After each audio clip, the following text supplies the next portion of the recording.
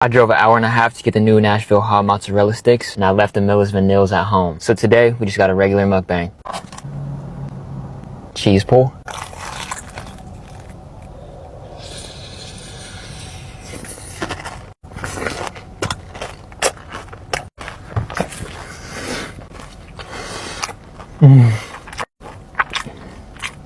Way better than the original.